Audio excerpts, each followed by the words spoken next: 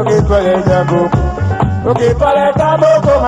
ok, pas les jambes. Allez, bébé, on ne sait pas où l'on va couper.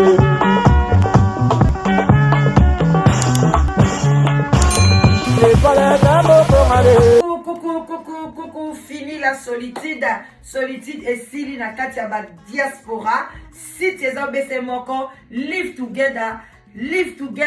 original. Ya la danoise, yewana liboso na bino, bande konangai, solitude et Sili, boya ebele, tozali na site de rencontre, ezali très sérieux, pour na ba relation moko, très sérieuse. Alors bande konanga, yom tozo luka mwasi, yom tozo luka mobali, n'hésitez pas, boya ebele, ezali na âge limite, à partir déjà il y a 19 ans, Tili kolo bande konanga, soko so se ceinture sel, oluka mobali na église, oluka mobali na ba fête, oluka mobali na musala, ozwate bande konanga awa okozwa, oluka mwasi ozwate awa okozwa. Bande konanga, boya ebele, go contacter la danoise. Ngayoyo, nazoluka mwasi ngayoyo, sokolo takinga na ndoto, mama yaka tolingana na biso, tomona baparent ngayoyo, ton futur mari ngayoyo, sokolo takinga na ndoto, mama yaka tolingana na biso, tomona bapastor ngayo.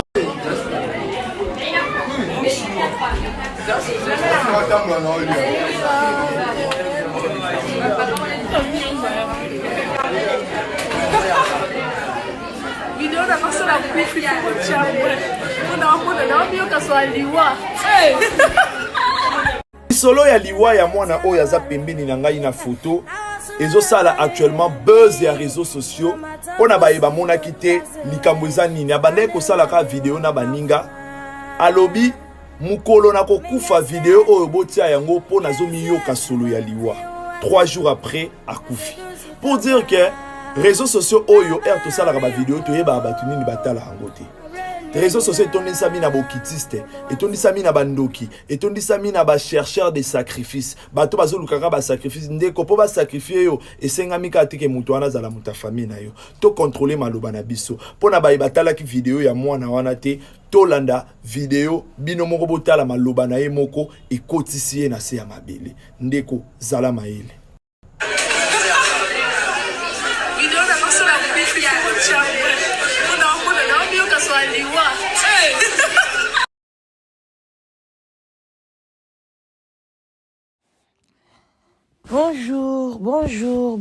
Bonsoir.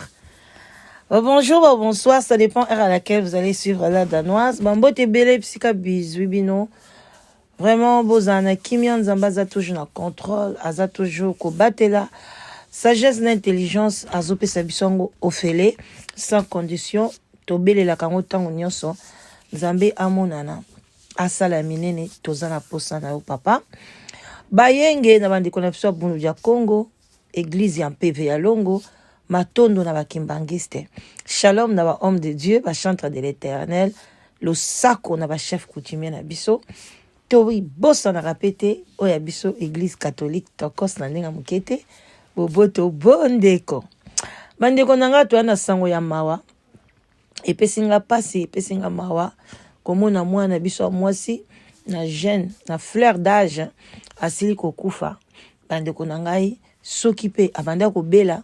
soki pe ayokaki sola liwa ndenge nini soka banda ko sentir quelque chose to yebite mais eloko tokoya bandeko na ngai na ye na la musa conscience ba mama to sola na bana na biso to yeba to lakisa bana na biso nzela to wuti komona bana biso mibale bauti kosangisa nzoto leki na koloto eza pe tosi toyoka pe bamapasa pe basangisi nzoto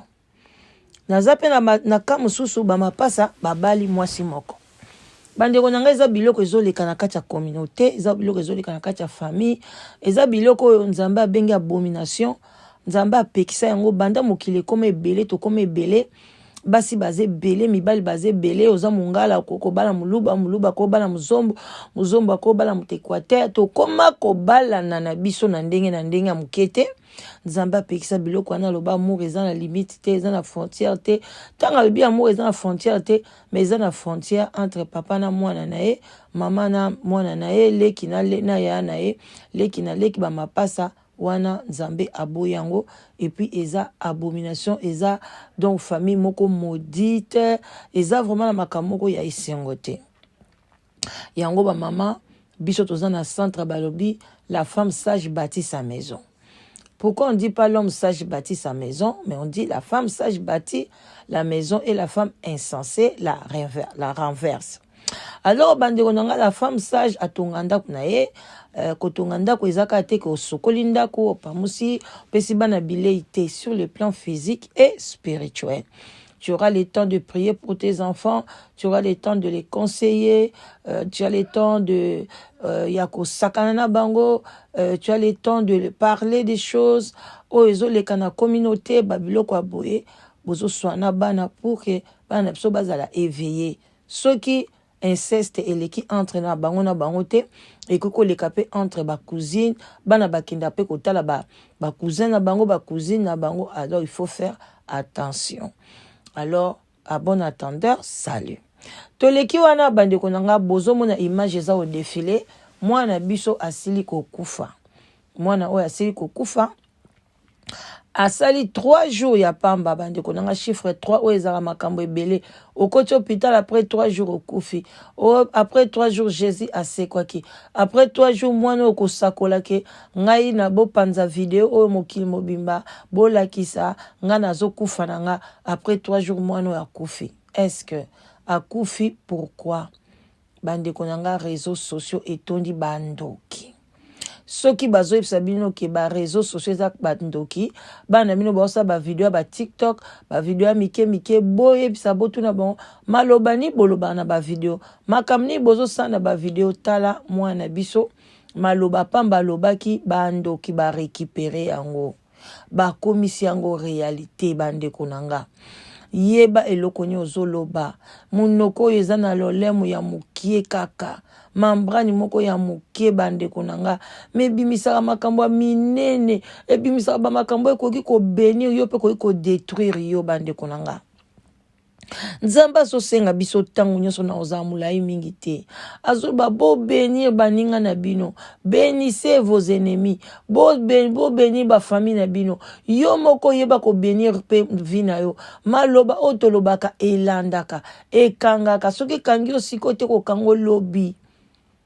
bénissaka bana na yo lobaka toujours bolamu na baninga. Tala mwana biso ye moko amiloki alobi yazo kufa na ye azo kasolaliwa azo sentiliwa abande kolobango lokwa ba blague bande konanga réalité mwana wa kufi na kombo soki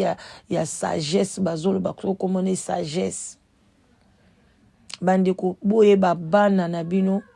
ya kote ya bango maloba ni bakoki koloba en public. Maloba nini yo koyi koloba yo za youtubers maloba nini ozoloba na chaîne na yo yeba kezokene na monde physique monde spirituel na France na Gabon na wapi ezali kokende bande konangai maloba ozoloba eza na effet maloba parole eza na puissance bande konanga. Il y a des pasteurs qui enseignent la puissance de la parole. La parole a une puissance bande konanga. Fais attention na malobo zoloba. Et donc quand tu parles ozo mise maudit nga pe nzambe nga na kaka kotika baninga ya yokozala ka boya baninga. Nga na ebite en tout cas nazala ka l'échec na classe okozala ka l'échec telema loba na boy ngambalo nga na kobima la première ngambalo parmi base kitoko ba otanga nga ya tozaki longi mabe mona longi bando bonga ya omo o comprendre to le kananzela bo mama mikolo bongi mikolo zongenga bo pa savoni ozo pakola tema lobaka ekomi pakola mi yongu bandanga na poto likambo ngo ninyo tini nga na balaka te En tout cas pe na kobana nga soute sia bayaya okobala te omipakoli epakolami yo moko.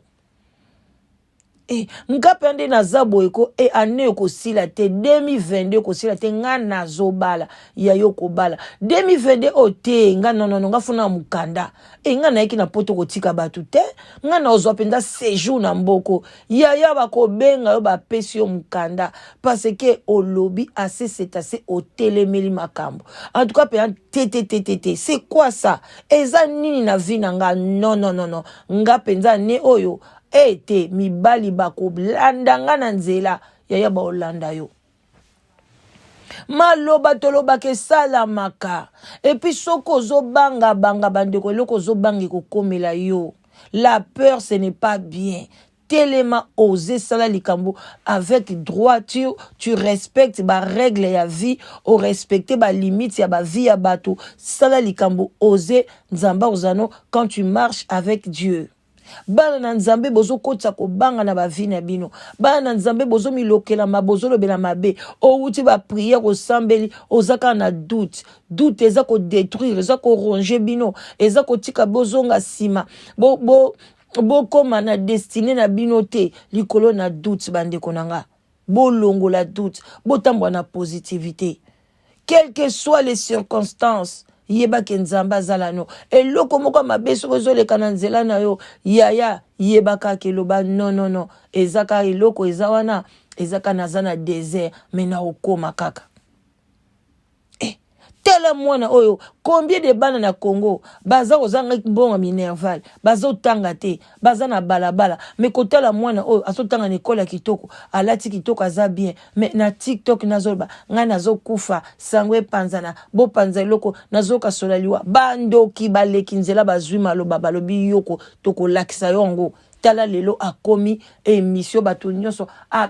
kaka ndenga lobaki biso nyonso tolobeli ole to lobela na ndenga bien siko tozo lobela na ndenga ya mabe tala baninga ni bazaki na bango batikali na bango to lakisa bana na biso déjà la puissance de la parole.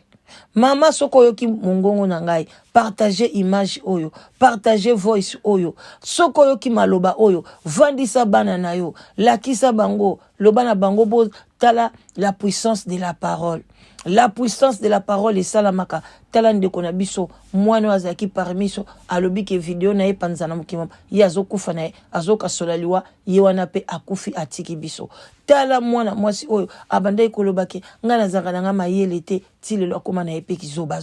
bandeko nga lakisa bana baeba kopesa toujours positivité na ba vie na bango ngai naza zoba te. Moi je ne suis pas oyoki même nzamba zo epsa na Bible tolobaka mes enfants sont la tête et non la queue. Mes enfants ngana zamu na mutu nazamu kilate. Mais combien balobaka ngo on est là sema biloko mike wana yaka na ba vie na biso wana ekoleka yaya. Il faut yebake l'homme doit se battre, il faut tellement opposer ba fondement ya bien na vie na yo, poser les fondements ya malamu na vie na yo et puis zala toujours na positivité nga musalo nde nazo kende boye ba CDD oyo mbalo yo nazo kende na CDI zala toujours positive okomone kokokisama na vie na yo bande konanga ekokokisama longola kobanga tala mwana siko kufa pona nini maloba ya mabebi misaki na munoko na ye siko baloba one sali ba famille pasi yaya yo lobi okufi okei kopema nyoso esili kolamuka na tongo kokende ba classe kosala boy osili opemi na yo mais famille otiki bango na pasi otiki bango na souci tango bokufa ka boy botika ka biso na pasi biso bato totika laka pona toyebi esika bokendeke te makamdi bomona kakuna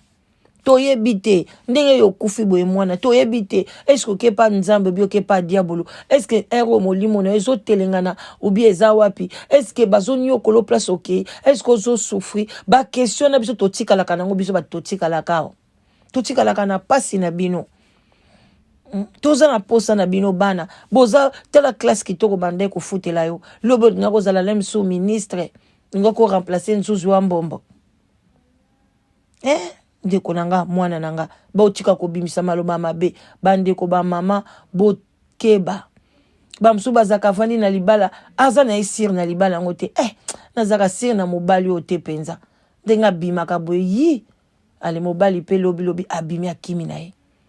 maloba yo moko zobimisa yaya mobali akei obandi koluka ndoki yo moko parce que tango to lobaka ba esprit yaya oto monaka te même olati ba linette ozomona te bazalaka na biso wana baza oyoka mwendo fungoli porte olobi ye moko akocha bi ye moko alobi ke mobali oyo azaka sir na ye te bali banvote mobali na mobali akei na ye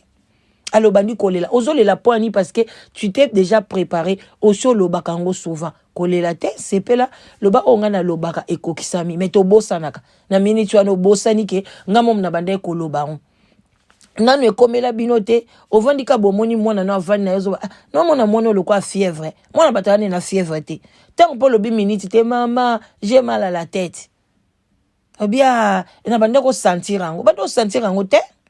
biloba loba na yonde quand tu as parlé allez esprit à maladie et kotina mwana